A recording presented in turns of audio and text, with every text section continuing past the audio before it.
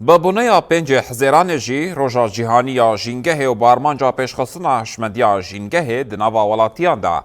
دسته جینگه کامپانیا هشیاریه پیگانی و بروشورن هشیاریه لچند دورین بجار کوبانه بلاف کرن. کامپانیای بلاف کرنا بروشوران لکولان باجر خالن کنترول ین اولهیه او لنان پیشخانه آن هاتن بلاف کرن دا کو پیمانین آنجی پیامین هشیاری بگیجینن بشک بر فرح جواکه بروشور را گهداری و راهیم آنجی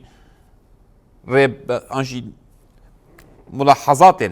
لسرگرنگی پاراستنا جینگه و کم کرنا قریجه و چاوانی آویتنا چوپه لجه نوی راست حواند. دسته جینگه تکس کر که اف چالاکی بشک جه اولدان نوی ین بردوام جبو بلاف کرنا هشمندیا جینگه و خردگرنا بر پرسیاریا جواکیه.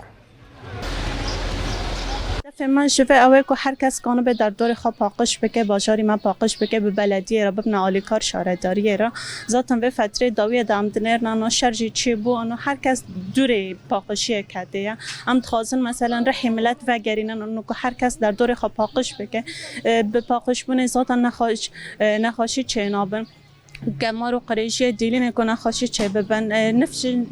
پیشروج مثلا زرار بلیوارد دیدن ام دخوازن انو بگل راب ملت رانو بیشن که هر کس ما را به آلیکار بلدیه را به آلیکار که ام باشاری خاش قریجیه بپارزن و امش نخاشی هم بپارزن و ذاتن که باشاری من پاقش ببه یعنی او اخلاقی ماشي بلند بنا اخلاقی ماشي لی بلده